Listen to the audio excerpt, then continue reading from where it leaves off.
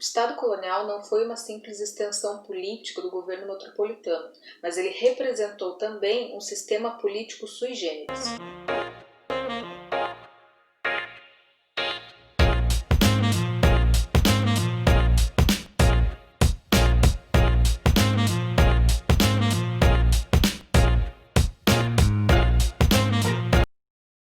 A formação histórica do Estado colonial em África se organizou em torno da seguinte questão: como uma minoria estrangeira pode governar uma maioria nativa? Para essa pergunta, havia duas grandes respostas: o governo direto e o governo indireto. No governo direto, o governador colonial ele era um topo de um poder vertical e absolutamente centralizado, onde esse próprio governador acabava por nomear chefias, lideranças locais. No entanto, na prática, a autoridade desses líderes tradicionais era muito mais simbólica do que realmente efetiva. Esse regime de poder colonial previa a apropriação de terras, a destruição da autonomia comunal e ainda a dispersão das populações locais. Para os nativos, que eram verdadeiramente excluídos da cidadania da colônia, esse governo ele representava um despotismo centralizado, ou seja, um despotismo sem mediação.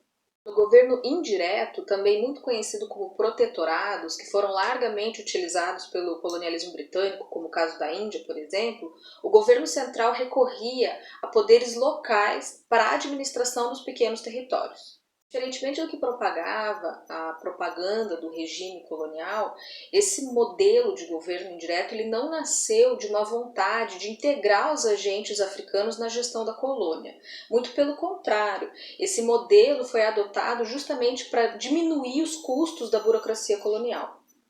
Muitas vezes esse modelo de governo indireto foi apresentado pela historiografia como um tipo de colonialismo menos brutal. No entanto, na realidade, o que aconteceu era que esse modelo ele acabava partilhando a violência com agentes locais, como no caso, por exemplo, do Congo belga e antes dele do Congo leopoldiano, com a Force Publique, que constituíam então milícias de tropas indígenas.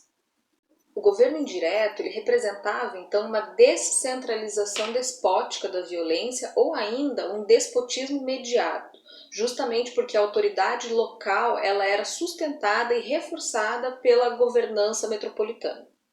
Dito isso, a gente pode afirmar que o Estado colonial tinha dois propósitos fundamentais: assegurar o controle dos povos colonizados, em primeiro lugar, e em segundo lugar, criar condições para um melhor aproveitamento econômico das colônias.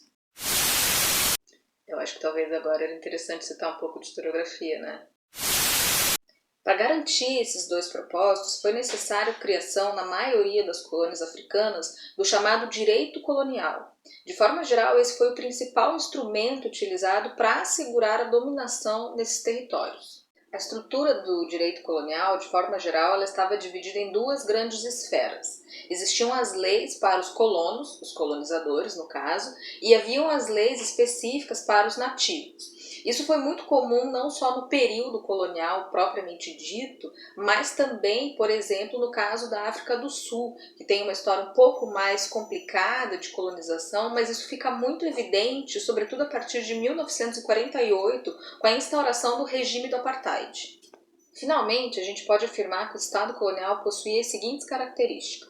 Em primeiro lugar, ele era um Estado de caráter duplo. Ao mesmo tempo que ele era subordinado, ele era também onipotente. Em segundo lugar, existia a centralização autocrática do poder no topo e a política do dividir para dominar na base. Em terceiro lugar, o Estado colonial projetava para si mesmo a imagem de uma instância neutra que apenas defendia o bem comum. Em quarto lugar, esse Estado ele era fundamentado em uma diferenciação social que era, ao mesmo tempo, racial. Existia o binômio colonizadores versus colonizados. Se você quiser saber mais sobre Estado colonial, políticas imperiais, imperialismo de forma geral, acompanhe aqui que a gente vai deixar uma pequena bibliografia para você se inteirar mais sobre o tema.